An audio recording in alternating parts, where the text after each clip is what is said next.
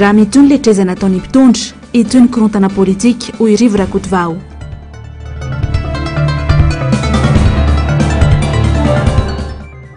Asa amin'ny interneto maro ny malagasy no mora voafitaka noho ny fahantrano.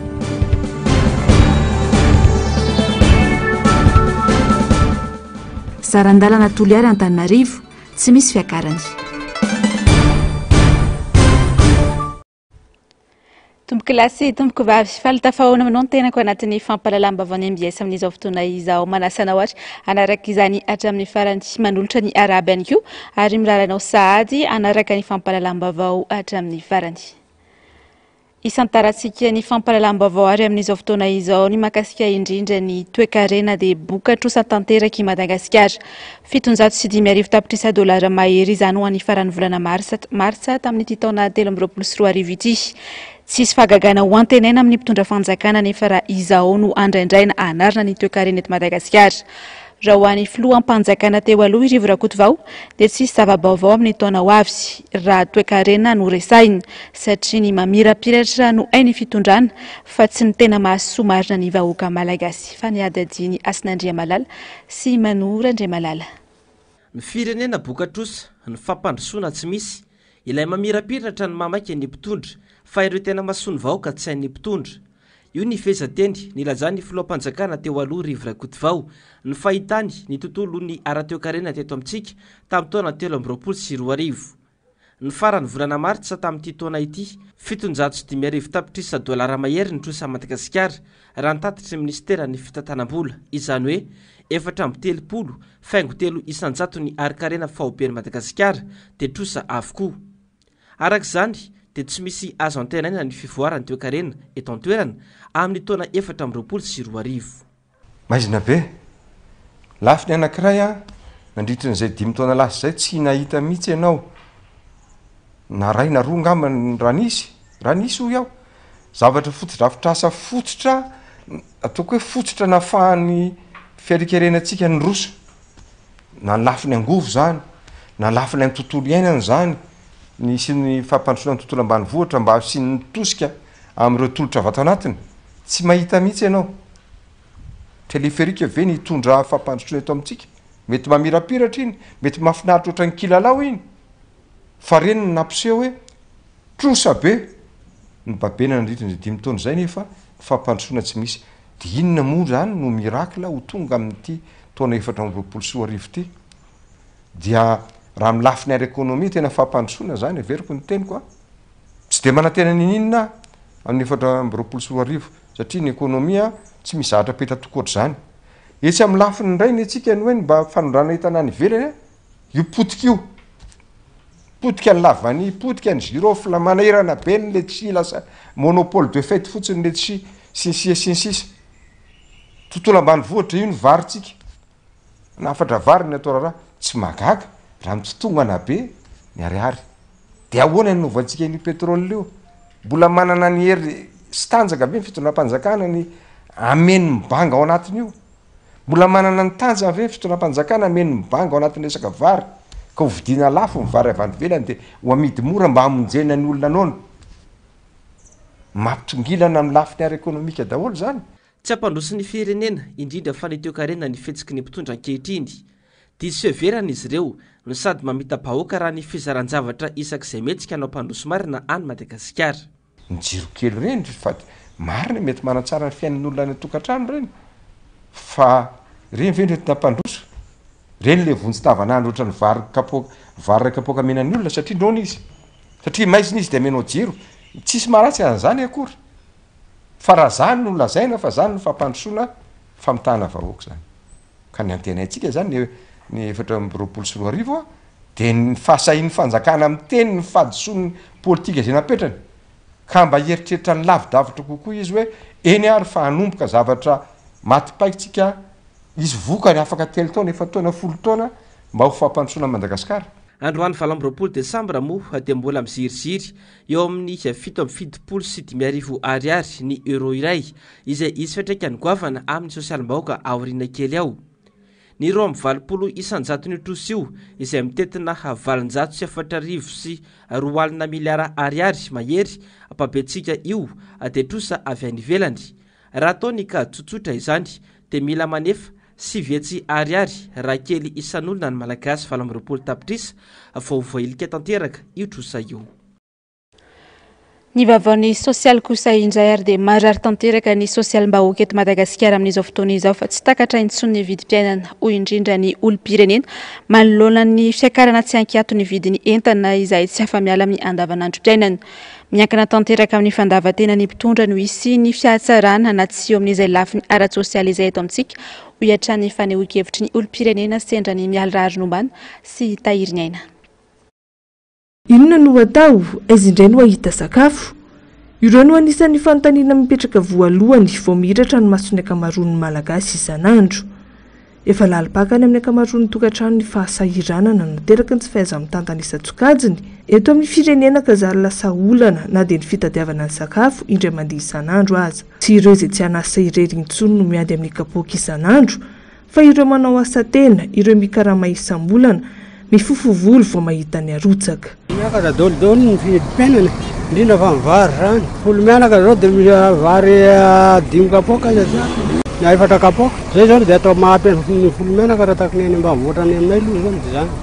Dia any akotrana ny tena naminy. Raha tsisy any akotrana tena miafana mihitsy amin'ny vary. Koa ny vidim-piainana zao amin'izao tena miakatra daholo mihitsy ny hatramin'ny lehibe indrindra ka hatramin'ny kely indrindra. Tsy maintsy mihena ny kapoaka satria tsy araka ny vola intsony le vidy ohatran'le kapoaka normal le faharotsaka isaky ny mandeha teo. Raha ohatra hoe 4 kapoaka izy teo aloha dia zao izy lasa atao 3 sakafo tapakivy. Tena me misontra ary tena me mafy be mihitsy. Sakanay majinika intsony le vidim-piainana. Hoanina androany dia davina isan'andro. Zara raha mihinana mitotongana foana miakatra foana le vidim-piainana tsy zakanay vahoaka tsomy mihitsy. Na ny okolazin-jaza na ny vidim-piainana zany tsy vita tsomy mihitsy. Tsy hitako tsony izay tena hoe mampety an'le hoe fitondrana. Tena mihasarotra mihitsy amin'ny fiainana amin'izao. Na ny tsena ary amin'izao mangina be mihitsy zay zao mivarotra zao hatramin'ny maraina mbola tsy nalafo le ny lambiana midinay. Na ny vary na ny loaka miakatra daholo. Na be mafinono teo aloha ihany tokony mila mandinika zany tsika rehetrarehetra. Tsy atenaina tsony zany. Amin'ny fandiniana tokony tsy hiverina tsony izy zany fa tokony hafa indray ny tondra. Miakatra zao ny entana rehetrarehetra mahitsy lafo be daholo zao ny entana dia lasa mitombo masokarena nefa ny tombom-barotra tsy dia mitombo satria ny olona tsy samy vidy lafo. Indraindray miditra indraindray mba mahazo fa kelikely. Tsy ho mora ny anarina ny lavaka sy ny kiso tao anatin'izay 10 taona lasa izay. Mbola ho sarotra sy ho mafitoraka izany ihany koa ny miandry ny malagasy amin'ny taona ho avy io raha tsy misy fiovam-pamindra sy fandavan-tena avy amin'ny mpitondra ho iatrany ireo olom-pirenena. Raha fijery koa ny 2024 io raha mitana amin'ny teny ny filoham-pirenena hoe hijery ny isa-tokantrano dia mety ho tsara. Fa raha ohatra tsy mitana amin'ny teny izy dia mety hafahafa ihany raha tsy noho izao. Mba ho amin'ny tsara kokoa hatrany. Izay zany ny faniritsika aloha zany ao amin'ny 2024. Io nefa zany tena misy finiavana avy amin'ny mpitantana mihitsy zany hoe avy amin'ny mpitondra. Mbola mety ho mafimafy ny crise politika io miandry antsika amin'ny taona ho avy io. Mandrika ny lafiny ara-tsosialy eto amintsika. Ny fitadiavana ny sakafo hoan'ny isan'andro azy efa olana ho an'ny malagasy noho ny tsy fisian'ny asa mampametra-panontaniana no avy ireo zaza sy ankizy ary tanora malagasy izay lazaina fa ho avy ny firenena kanefa na ny vola andoavana ny saram-pianaran'izy ireo aza tsy misy. Eo amin'ny vavan'ny fitaterana kosa indray ary maro ny fianakaviana mody any amin'ny toerana ny aviny misy ihany koa ny mivoaka ny renivohitra miala sasatra amin'ny farany taona tahaka izao saika ilarana ny fiarany amin'ny zotra rezionaly mankany Atsinanana mangingina kosa nefa ny Mianatsimo mijanona toy ny andavanandro ihany kosa nefa ny sarandalana ho ny tompon'andraikitra saingy tsy miatra izany hoy ny mpandeha indrindra ny miazo an'Antsirabe Ando Miaratina ny Artanjana sy Mathieu Prince. Tahaka izao ny ety amin'ny zotra rezionaly mankany Antsirabe ety amin'ny tompiantsonana Fasan'ny Karana. Vitsy ny mpandeha nampitomboina 300 isan-jato anefa ny fiara-miasa. Zao verina normal mihitsy tonga dia 5,000 Israel. Fa tamin'ilay ohatra hoe akatoky ny Noely mihitsy zany. Teo izy natratra 2 alina ariary. Satria le tomobile avy any amin'le faritra avy any avakina karatra miralia vide fotsiny. Dia tonga dia mibaby carrosserie amin'ny sonay zany. Dia tsy maintsy mirécupérer an'izay zavatra zay izy. Raha hitahita amin'izao aloha raha pitso raha afaka pitso ihany angamba no herin'ny mety mba hoe karama zany. Satria raha jerena roa amin'izao tena tonga dia mbola fréquence anay fotsiny zao androany ohatra hoe tsy mbola alavay moa zany fa rapitsy zao ny zoma tena mbola vao eo amin'ny 30 ny tôbila lasa tsy misy fiovana ny sarandalana ho an'Antsirabe hoy ny tompon'andraikitra tsy izay anefa no miatra hoy ny mpandeha mpianatra mpiasa eto an-drenivohitra olona montsy fodinana ankamaroan'ny mpandeha miazo an'Antsirabe anao fety ny farantaona eny akaiky ny fianakaviana no antonjy aloha nisy an'le fandaminana reny teto hoe lahatra zay vao mandeha dia zao nefa lasa be mpaniera be dia mety hoe amin'ny tsisy olona angamba mahatonga an'izay dia zay zao efa tamin'ny firy ny tonga teto efa tamin'ny valo dia zao nefa efa mifolo sasany mbola tsisy olona mihitsy fa lasa le zareo le maniera reny daholo ny olona rehetra rehetra sarandalana somary niakatra za zao tamin'ndeha aty 15 000 ariary ny frenaka aty dia za zao andeha hidina 20 000 ariary zay hatrany Antsirabe dia mba andeha amango ny tanànako zay miasa zay no eto dia frais angamba hoe miapa-midina angamba zay zao ny problème kely eo zao izy roalina zany 75 zao ny fandehananay foana hatramin'izay fa rehefa hoe akatoko ny fety ohatr'izao dia niakatra Moramanga, Vatomandry, Manoro ireo kosa no zotra misy ety amin'ny gara Ampasapito ilarana ny fividianana tapakila tsy maraka ny fiara-miasa hoy ny tompon'andraikitra vitsy ireo fiara-miasa aka tsy maraka ny mpandeha voatazina ny sarandalana eto 4,4 alina ariary ny zotra mampitohy an'Antananarivo sy Vatomandry 4 alina ariary Antananarivo sy Manoro fa ny fiarany tsy maraka fiara zany kamokamo miasa amin'le andro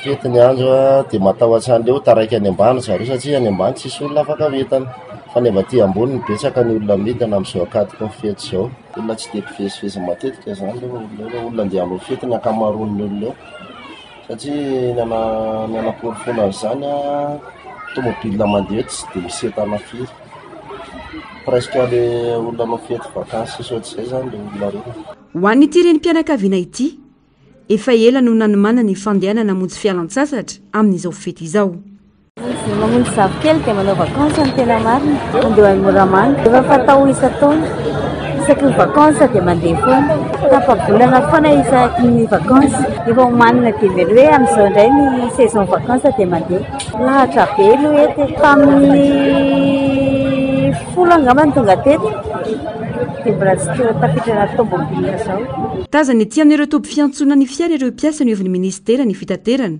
sy ny antokondrarama isana ny fitaterana an-tanety na ny ATT manara-maso ny fivezivezen'ny fiara ary mandray andraikitra raha misy ny tsy fanaran-dalàna maro ireo pitsopitsony jerena mialoha ny aingan'ny fiara iray andraisana fepetra kosa ireo tsy manaja ny lalàna ny fifamoivoizana testena aloha zany le olona alohan'ny tontanan'le tôbila dia raha vao misy toana alcool izy dia efa tsy alefa raha ohatra hoe lany ny assurance dia efa mijanona daholo zay rehetrarehetra zay dia manara-masona ny avo ny entana raha zany efa tonga eto izy dia tsy mahakontrôle papie ny chauffeur dia tena hita amin'ny ministera sy ny ATT eto zany le izy dia miara-mijery eo zay rehetra dia tsy avela mandeha mihitsy ny fiara iny fa soloana fiara hafa dia tsy mandeha na ny chauffeur raha hoe mena ohatrany azy ao misy mamo mihitsy ny tokony andraikitra tao amina isaka familiana dia tonga dia ajanona mihitsy dia tena hofana ny fiara hafa satria ain'olona no entina zany samy manana ny fomba ankalazana sy anamariana ny fety ny rehetra manara-po ireo za manana fahafahana saingy miaritra kosa ireo tsy hafa manoatra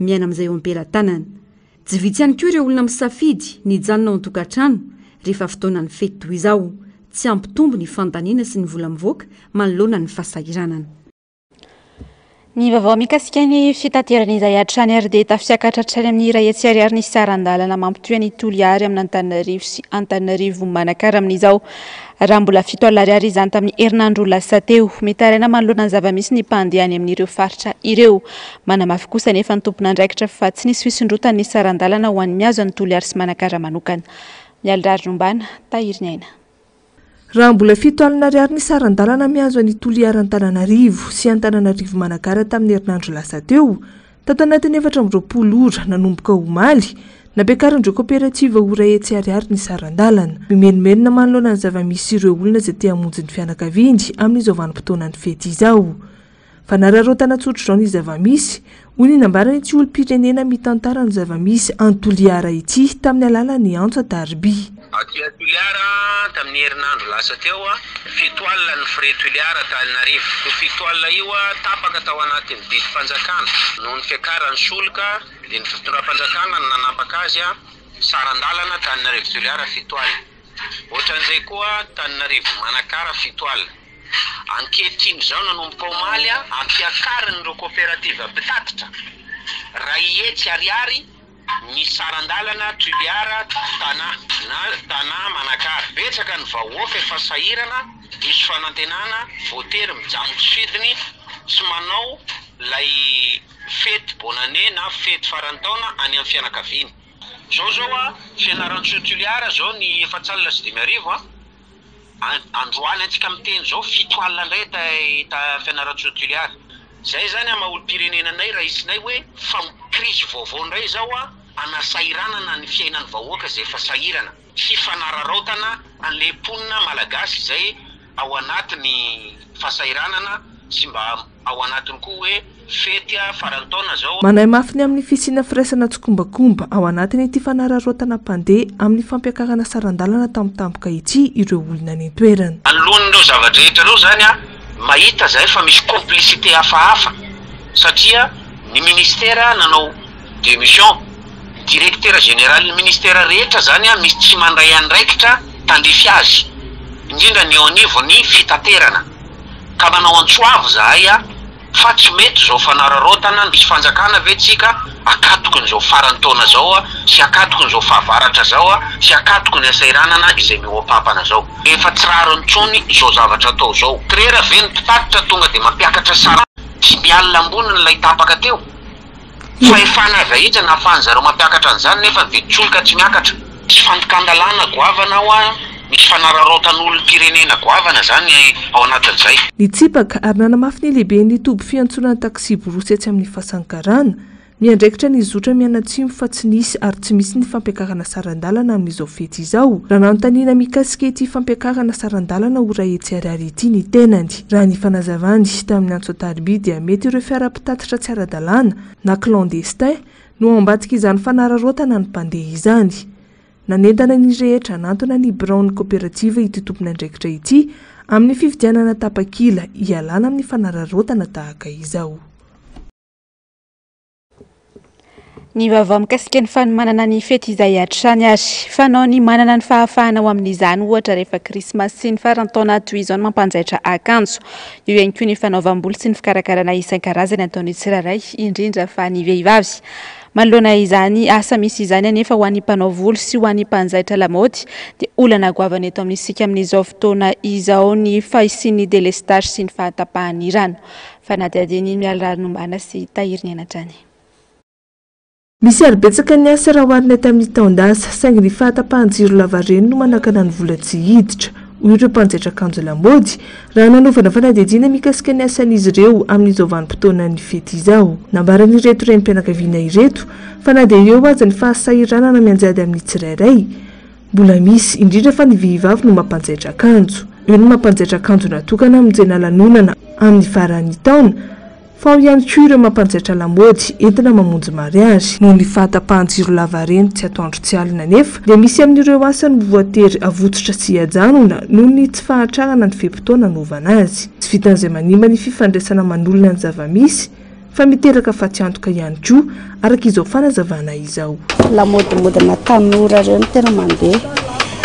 Lamodim-behivavy, andelahy, lamody farantaona. Zay ny tena bitsaka. Zay manana client fixe. Trinenay zao tsy afaka tena manasondrotra be fa mitovy ihany. Mitovitovy amin'ny tamin'ny herintaona ihany. Lasa lara vao lafo izy dia tsy manondra ilay olona.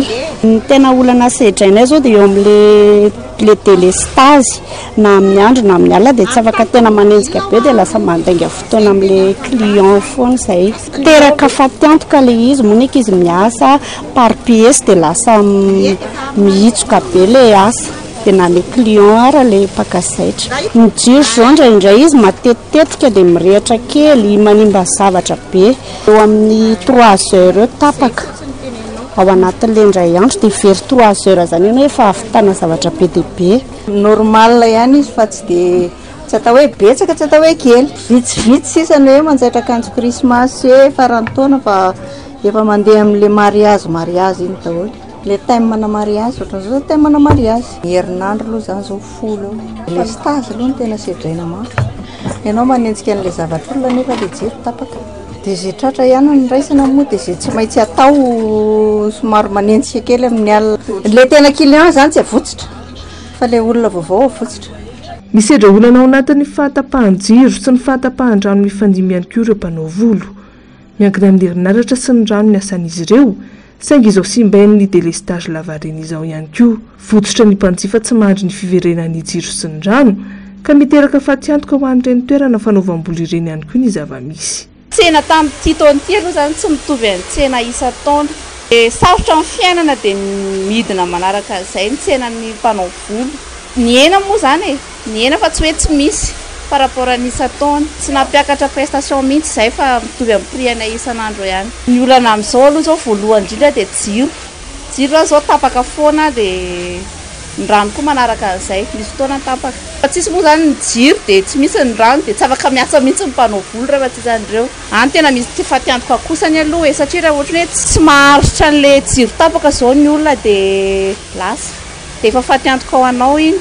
Dia raha vao tsy misy rano ampiasaina koa zany anasana lohan'olona dia efa tsy manao dia tsy maintsy matiantoka, tsy maintsy mihena le izy. Raha ohatra hoe andro sabotsy izao na andro lahady na zoma dia maromaro ny olona tsy maintsy hoe lasa fa ny andavanandro moa zany dia vitsy. Manodidina indray alina ariary ka hatramin'ny 2 alina ariary no manjaitra akanjo toy ny robe, ny costume ao amin'ny ireto mpanjaitra ireto. Eo amin'ny 2 andro ka hatramin'ny tapa-bolana eo kosa no fotoana natanterahana izany.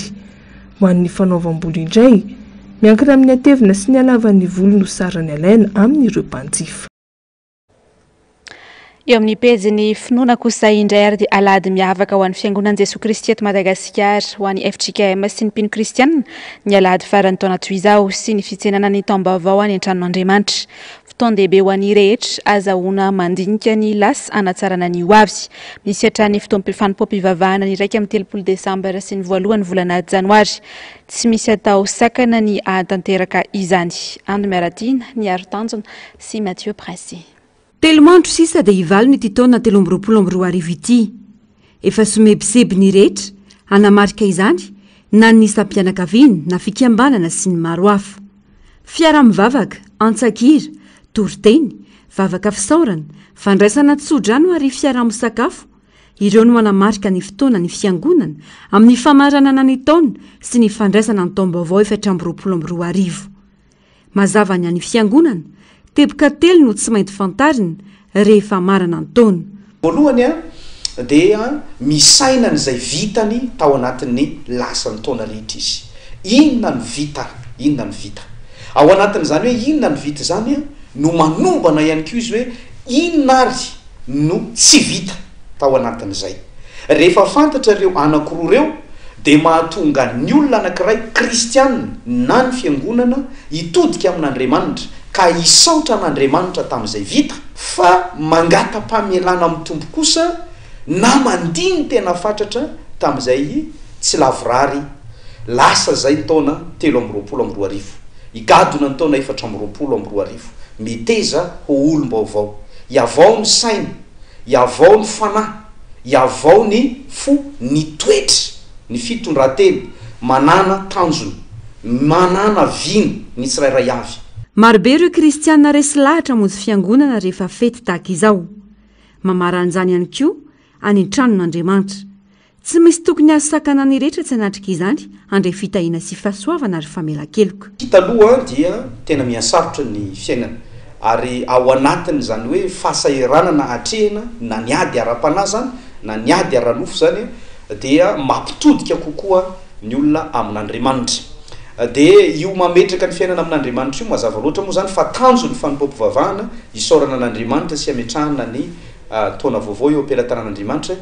Ny amin'ny tsy fandriam-pahalemana moa zany dia raha mahalala tokoa zany satria eo amin'ny fiarahamonina sy sisa zany tsy ho ditsity zany fa ny any afatra dia zao ny hoe fotoana zao mivavaka sika ho an'ny firenena mivavaka tsika ho an'ny fandripahalemana mivavaka tsika satria ny atao hoe fiadanana anie zay entin'andriamanitra ho an'ny firenena na ho an'ny fiangonana na ho an'ny fiarahamonina de fandripahalemana anie ndikany atao hoe fiadanana e ika zany mivavaka tsika mba hanjakan'ny fandripahalemana taorian'ny fotoan-dehibe nanamariana ny fahaterahany mpamonjy ny 12 desambra lasa teo alady miavaka ihany koa ny fiangonan'i Jesosy Kristy eto Madagasikara ny alady farany taona antsoina ihany koa hoe alady ny fiantsoana de io zany no iombonantsika amin'ny fiangonana rehetra efijekemy maneran-tany ny hoe alady ny fiantsoana eo zany ianao no antsoina Andriamanitra ny ray ho amin'ny asa zay tian'Andriamanitra na koa hoe iantsoina Andriamanitra anao de matetika moa zany io alady io nantsoina hoe alady ny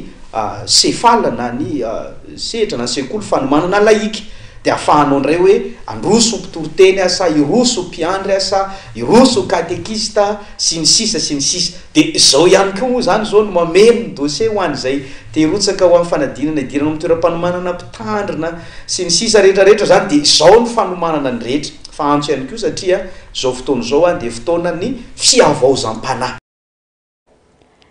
ny pejiny politika kosa indray ary no anoizantsika ny fampahalalam-baovao dia tsy ampilamina ny firenena amin'ny taona 2024 ny fiziriziren'ny mpitondra fanjakana tsy fampiresaka amin'ny mpanohitra noho ny fandikan-dalàna maro nisy nanomboka hatramin'ny fandrafetana lispistianana ny fanekeny HCC ny firotsakofo dia ny olona mizaka ny zom-pirenena frantsay ka nanariny ny zom-pirenena maha-malagasy azy fa io ihany koa ny fampandaniny HCC sy ny seny io olio ity araka izany ny savorivory politika ho antaona 2024 raha izao no mitohy hoy nambarany Rivo Rakotovao Flou national ny antoko HVM Asinandria Malala sy Manora Andria Malala itoy ifikorontanana politika eto Madagasikara io amin'ny taona vaovao 2024 raha tsy miova hevitra fampidinika andatabatra boribory ny mpitondra fanjakana hoy ny Flou national ny antoko HVM Rivo Rakotovao tsy azo le ferina mantsy ny letrezana ataon'ny mpitondra indrindra fa ny kopisoroka sy ny tsy fanaran-dalàna izay ataon'izy ireo raha ny fanazavana averiko ny mandeha itoy fikorontanana ara-politika io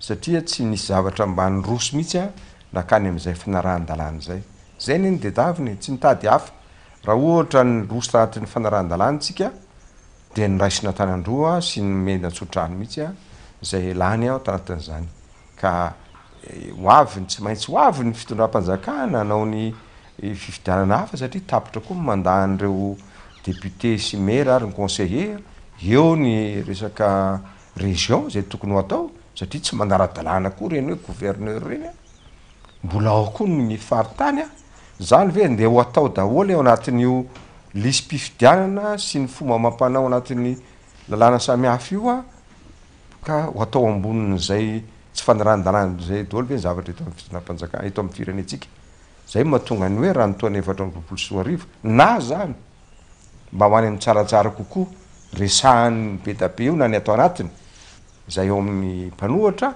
na reo mpiaramonina antoko antsika hoe tokony misy zavatra tsaraina ao ka mila mifampiresaka ianareo any zany no raha za manokana mba ho antenaiko isiny zany mba ho filaminan'ny firenena janona ihany koa zavatra lehibe anankiray toko hoe tena zavatra lehibe anankiray dia momba n'io resaka article 42 tamin'ny code de nationalité io zay eritreretinareo fa tapitra fa tsy tapitra mihitsy satria mitohy ratsiny tsy fanaran-dalàna tsy misy zany vazaha afaka mitondra firenena malagasy zany raha tsaivina dia laza moa ilaina sandratry ny HCC sy ny senio filoham-pirenena tamin'ny 12 desambra lasa teo fa misokatra amin'ny fiarah-miasa amin'ny ankolafika rehetra ny tenany tsy ampilamina ny mpanohitra nefa izany satria tsy mitady seza izy ireo fa mitady ny amerenana indray any Madagasikara ho ao anaty tany-tandalàna fisokafana iarako anatin'ny tsy fanaran-dalàna ve ataoko fa ny mpanohitra dia tsy raitsy kombakomba amin'izany fa raha fisokafana anaty fifandinihana hoe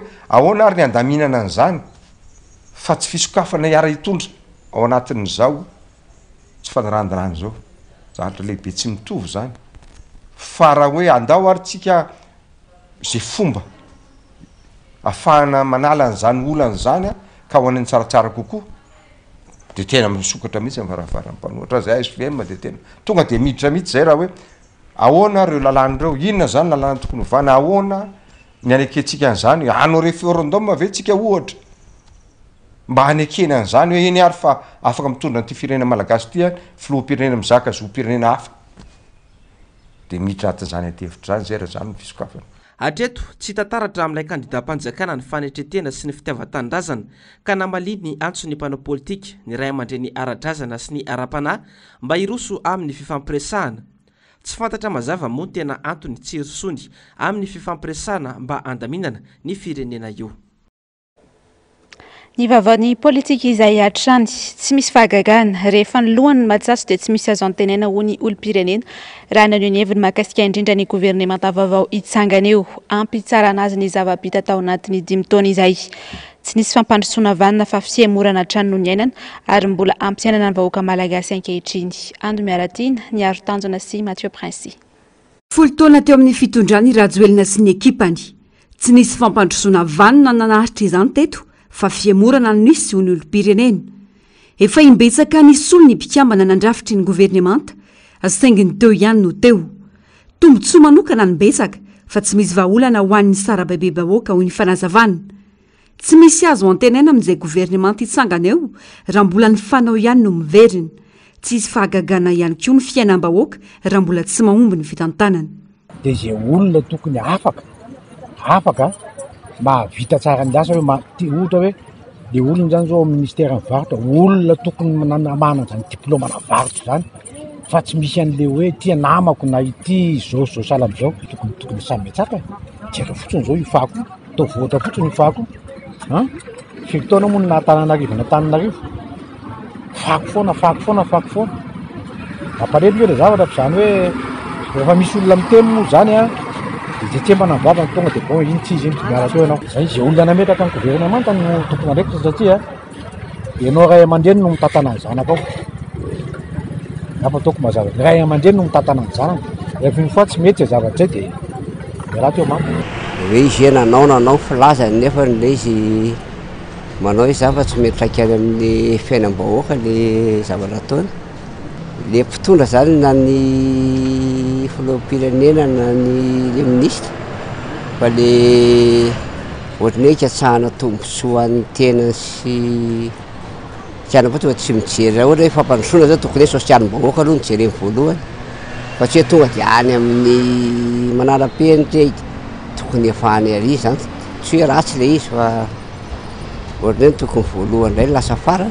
Madagasikara tsy mandroso zany fa mandroso ampitenenana amin'ny mpitondra izy zany mandroso fa amin'ny olona izy mimemotra neto dia hatrany amin'ny fokotany mihitsy miainga eo ny any amin'ny fokotany ary tsy rara iny mpitondra koa isy governemanta tsara zany efa neo ihany no vadika ary io ny mahatonga ny ela be io zao mety efa sahirana mihitsy izy amin'io ino raha nieritretra tsy vo maika ary mafy noho ny teo alo sarotsarotra kokoa satria na io vidim-piainana eo raha zao zao mivary dia voatrinina miakatra nefa tsy mitsangana ministra ray akory ary dia vaiza moa ny io dia vao mananotanina koa ny solika hoe hiakatra neo le vahaolana tsy hita ny jiramay efa tsy hita zay anaovana azy raha isaka rano sy aniny koa zao dia efa me isan'andro me miletika dia efa tsy isy zavatra tena aina amin'io zany intsony la tena fa tsy hoe fanaratsiana fotsiny zany hoe tsy raha tena hita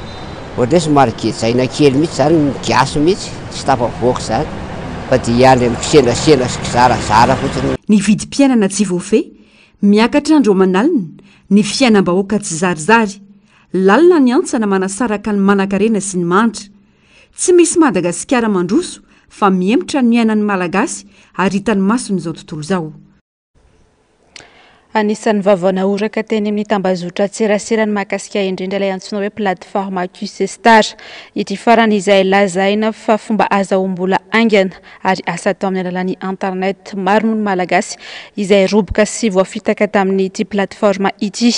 Arakaraka ny vola alohanao aminy no mahabetsaka ny vola azonao ny roborobo fatratra izy ity saingy asa tsy fatapototra mazava ary maro roboka tamin'izany. Tampoka teo anefa tapaka nanomboka ho malotolakandro ity plateforme ity ka maro no verivola. Tsapa fa maro ireo malagasy no mbola mora mambakaina hoy ny nambarany mpandinika fiarahamonina noho ny fahantrana. Asin'Andriamalala, Manora Andriamalala no mitatitra amintsika ny andindin'izay. Telo volana teo eo zay niparitaka ao anaty tambajotra tserasera antsoina hoe QC Star, fampitomboana vola amin'ny fomba tsotra sy aingana ka maro ireo malagasy niroboka. Manomboka amin'ny iray hetsy ariary ny vola farany ambany aloha ka miverina hoe 103,000 ariary isan'andro io volana aloha io na iray tapitrisa maherikely isan-taona. Tonga hatrany amin'ny 4 tapitrisa ariary ny vola alohan'ny olon-tsotra iray ary miverina hatrany amin'ny 2,30 tapitrisa ariary mahery isan-taona izany. Ho an'ity tovolahy Joro Vavolombelona ity, tao anaty tambajotra tserasera sy ny namana no nahitany ity fomba fanodinam-bola hafahafa ity. Nisy offre zay tao anaty nisy application téléchargée zay. Dia nisy offre le asa en ligne. Dia namely lien teo izy. Dia le QC Star iny nomeny. Dia téléchargeable le application le QC Star. Dia avy eo nisy numéro WhatsApp zay nomeny zareo vazaha izy io fa numéro gasy ny resana aminy. Dia avy eo amin'izay natao teo resaka formation dia hoe mahazo eo amin'ny tsy haiko 20,000 ariary mahery kely teo iny. Zay ny formation dia nameny teo ny torolalina rehetrarehetra. Fa za moa zany ohatrany hoe andrakandrana zany nandraisako an'ilay izy aloha voalohany indrindra. Dia azoko teo misy frais misy hoe nameny zareo 20,000 ariary le frais an'ilay formation zany. Ho anahy io 20,000 ariary io. Dia azoko moa zany ilay izy dia avy eo atao aorianan'io dia meno hoe antaninao hoe mbola anohy ve sa tsy anohy. Dia eno anohy io. Dia avy eo moa zany dia hoe manao investissement eo amin'ny 120,000 ariary eo ohatra izy. Manao dépôt 120,000 ariary eo. Dia za moa zany tamin'io tsy nanam-bola.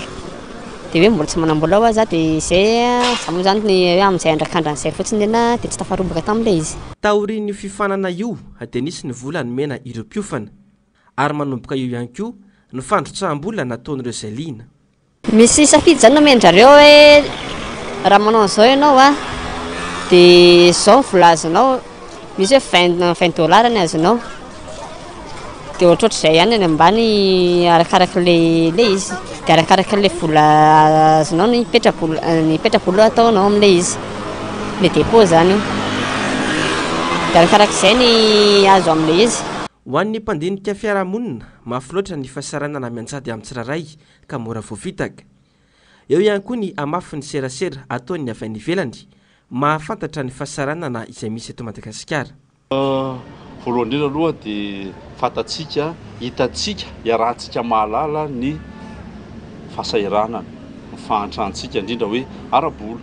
Eo ihany koa no ataontsika hoe fahantrana ara-tsaina angamba zany hoe itenako anazy dia lasa ohatrany hoe maika te hanam-bola be tsika ary mifanina tianana vola aingana. Tianana vola aingana sady hanana vola be tsy dia hoe miasa mafy ary hazo vola moramora kokoa. Zany zany le lasa zay le toe-tsaina zany dia eo koa zany le hoe herin'ny atao hoe ny publicité, ny dokam-barotra fahaizan'olona hoe iresaka mody sy ny miditra kely hoe reto misy efa nahazo dia mifandresy lahatra ny olona ary mifampisarika koa mifampisita zay efa nahazo ka zay mihitsy no ozy hoe eo le hoe fahantrana tsy fahampiana ara-bola fa eo koa ataoko hoe fahantrana tsy fahampiana hoe hoentina manadiady hoe inona moa no ataontsika hoe tena hoe antoka. Tsika zao raha hoe maka volana isam-bola dia inona ary no antoka na ny hoe zay antoka azonao hoe iankinana mba hahafahanao hoe ampisambola na isambolany amin'olona anankiray. Misy azany foana zao tsika manome vola resaka système nge ka rehefa hoe idily olona le système dia eo daholo daholo tsisy olona enjehanao eo tsisy inona intsony zany ka izay mihitsy le izy fomba fanao eran-tany mihitsy ny hoe automatisme ara-bola, fomba fanangonana fond zany fa miankina tanteraka amin'le toe-tsain'le olona mpamorona sy mpampiasa andreny mba tsy isin'ny fanararotany faratena hoe mandeha tsara nery ny zavatra iny anisany hoe mety nahafahana hampiseho ny hoe fihavanana toko fanaontsika ny fiarahamonina iny le hoe akandray tovitovy amin'izany fa somary efa atao avolenta kokoa zany. Maro ireo trangaliseho, famitahana sy fisolokiana fakam-bola tsy ara-dalàna tahaka izao. Mitovy avokoa mantsy ny fomba atao sy ny fidirana aminy raha tsy laza afa-tsy ny Antares, ny Macropoline isika. samy efa namitaka malagasy maro izy ireo ary tsy fantatra mazava ny tompona andraikitra voalohany amin'izao fisolokiana izao satria maro ireo malagasy no very vola noho ny fikatona n'ilay plateforme tampoka. Mampametra-panontaniana ankoatra ny antony mahamora fitahanantsika ny fandraisana andraikitry ny fanjakana izay natao hiaro ny vahoaka mahalona ny fisolokiana tahaka izao. Lafumbavao afatanteraka dia nasitrika omaly tao maromokotra salafainy voimara ny nofo mangatsika ny mpanao gazety Donga William nodimandry tamin'ny farany herinandro lasa teo ny tenany rehefa tratry ny aretin'ny tositra. Mialoha ny nanitrihana azy no nanaovana ny lanonana ara-miaramila ho fanomezam-boninahitra farany ny tombokola amin'ny fananany mari-boninahitra pirenena Chevalier de l'Ordre National Malagasy. Toy ny andahatsoratra lefitra tao amin'ny radio pirenena na ny RNM ny Donga William ny taona 2000 nanomboka ny sehatra teo amin'ny asa fanaovan-gazety teo amin'ny RNM ny tenany. Maneho ny fampahirezana ho an'ny fianakaviany sy ny mpiara-miasa amin'ny Donga William izahay fianakaviam-be ny MBS. Amaranantsika ny fampahalalam-baovao kosa ireo amin'ny maresaka iraisam-pirenena ahina mafy ny fahasalamany mponina Gaza ho ny sampandraram-pirenena misahana ny firenena mikambana na ny OMS izany. Manao antsoavo amin'ny anajanonana tsy misy atakandro ny famonoana sivily ny firenena mikambana. Mitohy ary mihamafy hatrany kosa nefa ny fanafiana ataon'ny Israel ao Gaza ary mitatra amina toerana hafa izany. Ravirazafy Mahirina sy Andry Rakoto Malala. Hôpitaly raiky amin'ny 20 amin'ny 4 amin'ny 30 no tsy mihodina araka ny tokony ho izy intsony ao Gaza amin'izao fotoana izao. Hôpitaly roa avy any amin'ny faritra avaratra sy atsimo no nahazo fanampiana avy tamin'ny OMS. Manay nefa ny tompony andraikitra ny metsy aretan'izany famatsiana ny hôpitaly izany noho ny ady, fanafody, fitaovana, fitsaboana no vatsian'ny OMS an'ireo hôpitaly ireo. Etsy ankilany mihitatra ny faritra tsy ampy sakafo, mena ny fahazoana rano fisotro madio. Tsy misy intsony ny fanajana ny zon'olombelona ny Cisjordanie raha nambara ny firenena mikambana indrindra ny famonoana ireo sivily izay tokony voaharo amin'ny ady. Mitoa ny fanafiana ao Gaza toy ny ao Cisjordanie izay efa saika azon'ny Israely. Avy roe ny fanafiana omaly, olona enina no maty ary maro be ireo naratra. Hatreto Palestiniana 10,4 alina no namono ainy nanomboka ny 7 Oktobra ny atombohan'ny ady ary 9,5 alina mahery kosa ireo naratra. Tapitra ny fampahalalam-baovao tamin'izao alizao mankasitraka fiainanao araka izany hatramin'ny farany. Rahantsika rehefa avy eo aorian'ny fampahalalam-baovao tahaka ny mahazatra ny fandarana Aona Marina sy ny fandarana Global News. Aorian'izay kosa no narahantsika ny horonan-tsary Love in TP. Ny tena kosa ametraka ny veloma mandrapitafa ho amin'ny manaraka indray tompoko.